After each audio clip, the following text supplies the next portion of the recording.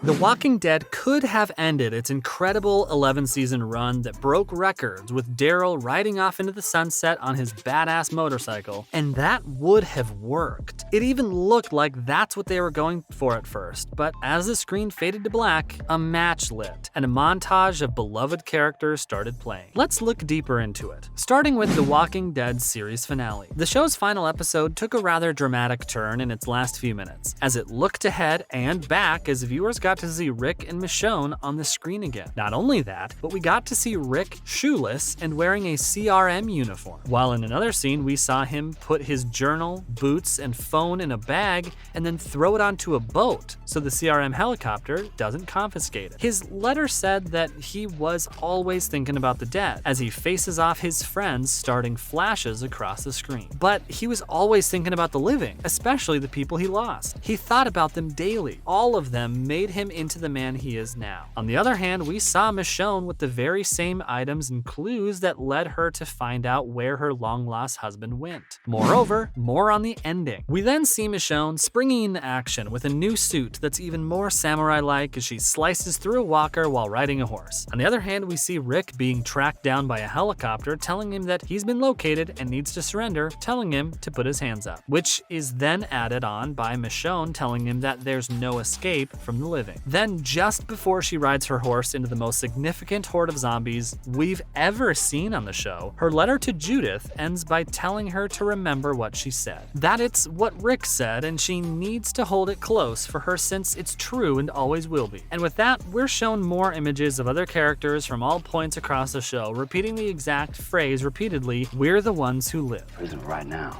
We're almost how we think. The final scene ends with Rick's arm in the air as he surrenders to the helicopter calling him from above, but the character only looked at it and smiled. Then again, the scene cuts to the children at the hilltop, where Judith tells her little brother that they get to start over since they're the ones that live. Additionally, it took a long time to come up with it. From the start, Kang intended to bring Rick and Michonne back. He said that from his first pitch for the series finale, he told the network and the producers that he felt in his heart that the show simply wouldn't feel complete until they brought the two back. He knew that there were many things he didn't have control over.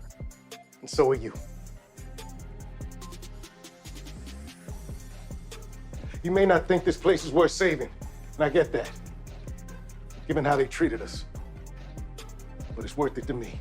But he still wanted to put his idea for the ideal ending out there. But getting that ideal version right was a lot of work. From its confirmation, it was painfully long to lock it up, as he revealed later, since many moving pieces in the universe needed to be considered. So after a lot of long and complicated conversations and after business aspects were worked out, they finally settled on the ending and were thinking of what the piece was and what it would feel like. Next up, when did producers land on this ending? The team ended up coming up with a collab between Gimbal, Nicotero, and Kang and the stars that were coming back as well. Kang said that both Andy and Danai wanted a glimpse of what the two were signing up for, and it was vital for them that they didn't entirely overshadow what the current cast was doing. The actors didn't want to be a massive part of the show's finale, so they thought of integrating them somehow since some things were off the table for them. Nicotero said that they were trying to not take it too far away from what the narrative had been telling for the past season, and more, since it just wouldn't make sense for the characters to just show up and suddenly save the day. Not just that, but it would also take away from some of the current main characters. So they had to go back and discuss the ending over a long time about whether it was even going to happen, and if Danai was going to be available. The team had a lot of back and forth about this. Lastly, what is the significance of the "We're the ones who live" line? The line was first said by Rick in season 5 in the episode Try, after a battle with Porch Dick Pete in the street, as he challenged Alexandria's much more passive residents. The line says, "We're the ones whose life has been around for a long time." He told Deanna Monroe and the group that they knew what they needed to do, and they did it since they were the ones who lived. Since then, the phrase has been repeated several times in the show. It appeared in the middle of season 7 as Michonne tells Rick they're still alive. According to the showrunner, Gimple, in the recent interview, the phrase was insane. There were always many people dying, and being able to say the phrase made their victories mean more. But the phrase wasn't a bash at all to the people who didn't make it, but was instead, it was meant as a continuum of love and relationship that could not be finished so quickly. A kind of bond that was made in the hellish apocalypse they're all trying their best to get through. And no matter who died or lived, the true victory is that each one lived on through each other and even beyond that. Rick and Michonne's spin-off gets update from showrunner following TWD finale. Coming up, more on the spin-off. Scott Gimple. After the series finale for The Walking Dead came out, the showrunner updated eagerly awaiting fans about the upcoming Rick and Michonne spin-off. He told us what we could expect from the upcoming show. His update comes after the two characters surprisingly returned at the finale's final moments. The pair has yet to find one another since Michonne is still on her own and searching for clues about Rick's whereabouts. As for Rick, viewers are shown a scene where the character is forced to surrender to a CRM helicopter, hinting that he did something significant to antagonize his captors. Gimple then said in a recent interview with Deadline that the two coming back one last time in the show were part of the team teasing fans about the story that the spin-off will follow. He also said that while the spin-off was already plotted out, he wanted to make sure that their return didn't put the main show's series finale theme at risk. Moving on, what does the ending mean for the spin-off? He reveals to the audiences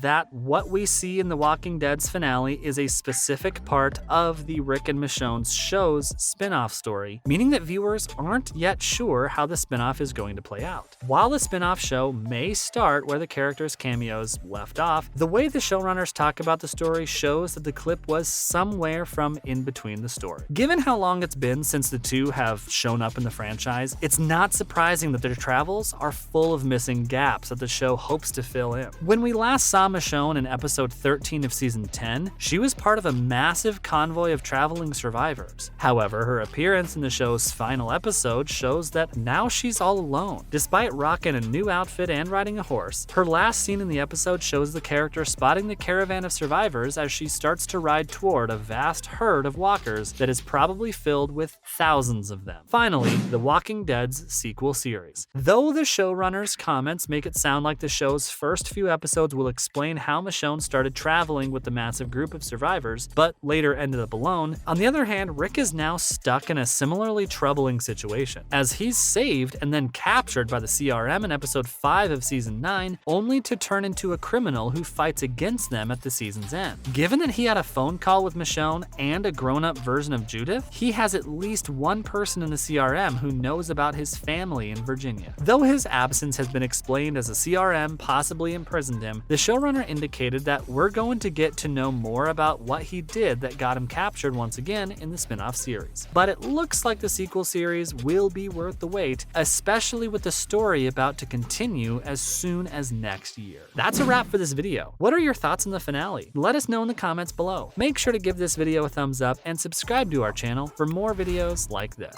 See you in the next one.